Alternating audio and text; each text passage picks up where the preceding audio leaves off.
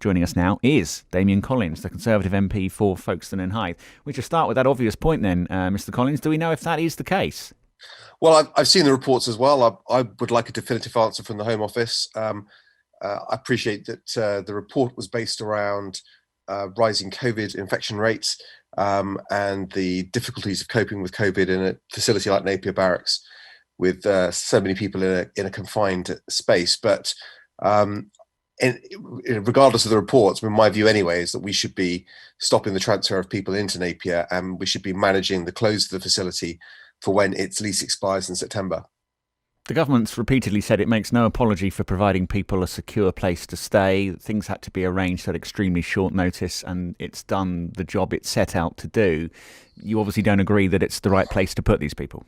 Well, my concern about Napier Barracks has always been that if you put 200 to 300 people in a facility which got very basic facilities, there's nothing to do, and you keep them there for a prolonged period of time, that's always going to be a very difficult environment to manage. And you add on to that the fact that you're looking to do that in the middle of a residential community. And I think for the sake of the community, I don't think it's been the right decision. The community have had to live alongside demonstrations and protests outside the barracks as well. And I think it's the concentration of numbers in a single site that I think has always been problematic. And COVID has made that much more challenging. And I think the concerns I and the district council set out last year when this was proposed, I think have been borne out by experience. Are you still hearing from constituents now, locally? Yeah, I think I said this in the House of Commons recently, that wherever you sit on the issue, whatever your view is on the way in which we care for and support asylum seekers during their claims process, I think people have been opposed to the use of Napier Barracks for that purpose, and it's still a source of concern. And I think when the lease expires this September, my hope would be, and again I've raised this with ministers, is that the Home Office won't seek to extend the lease and they will close the facility.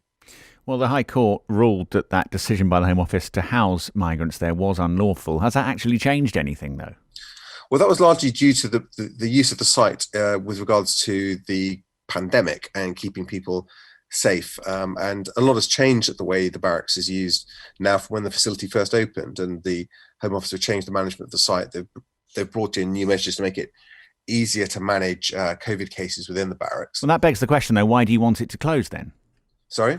That begs the question, why do you want it to close if things have changed? Well, they have changed in line with guidance from Public Health England. The High Court didn't rule that it was unlawful to use the barracks at all for this sort of accommodation. But my view is that accommodating so many people on a single site, is very problematic. And I think that I think has been borne out from the experience so far. And whilst the Home Office would have looked at Napier Barracks as probably a cost-saving measure, cheaper than accommodating people in hotels, there have been a lot of extra costs that have gone along with it, not least compensating the local police and the local council for the time they've had to spend helping them manage the facility. And so I would question whether this has been good value and also whether it has been effective. What's the alternative, though, if numbers of cross-channel migrants continue to at the pace that they're at? I mean, look, let's take one example: the unaccompanied asylum-seeking children, for example. We've had so many that Kent County Council's had to say, look, we can't take on any more. Now, if we factor in the adults, the kind of people that have ended up at Napier Barracks, if they continue coming in the numbers that they are, they've got to go somewhere. So what's your solution?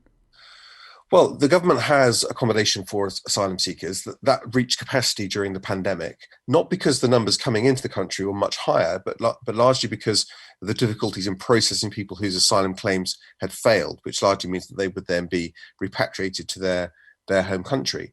And that has been difficult because of the pandemic, and therefore numbers within the system grew as a consequence of that. When the government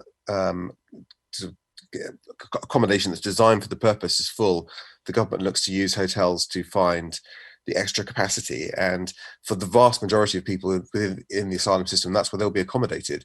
There are thousands of people in the asylum system and only 200 or 300 at Napier Barracks. So it's a relatively small part of the accommodation that's offered. And in global terms, the number of people claiming asylum in the last year has actually fallen, because most people who come to this country to claim asylum don't do so in a boat crossing the channel, but do so largely on a plane with false papers and claim asylum at places like Heathrow. So, I think we should be able to manage the system so we don't need to use places like Napier Barracks.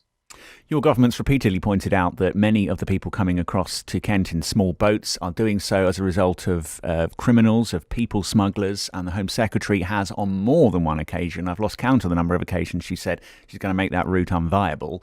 It still looks pretty viable to me. Well, what we need to do is make it unviable by making it very clear to people that seek to enter the country in that way that this is not a route to getting residency in the UK, to having indefinite leave to remain. And what the Home Secretary has discussed is a change to the law, which would say that if you enter the country on a small boat making this crossing, you would never be granted indefinite leave to remain in the UK. So if that's what you want, then the way you should do that is through the safe routes and the legal routes to the refugee camps and centres operated by the United Nations. We directly fund a number of those camps and centres close to problem zones, or close to countries like Syria, where people are fleeing the civil war there. And that's the route we want people to take. So we need to create this powerful disincentive. We try and do it through policing on the coast, and probably about half of people that try and make that crossing get stopped before they do, but that still means people are making it. And we want this route to be closed down, because it is very dangerous, and it is also, I think, obviously very concerning for residents along the coast to have these boats arriving. So as it stands then, the lease for the Home Office to continue using Napier Barracks expires in 3 months' time in September. You don't want it to be renewed, but what's your compromise point? If the government says, look, we simply can't find any alternative, let us just see out the year, let's get to December and see out 2021 still using Napier Barracks, would you be happy with that? I think that, well, firstly, I mean, we should be clear, Napier cannot be a permanent solution, because the land has been acquired anyway by Taylor Wimpey for housing development. I think it will be in 2023 that they take the site on to start those building works. So this cannot be sort of a permanent part of asylum accommodation. So it is only a temporary measure. The numbers are relatively small against the total number within the asylum system.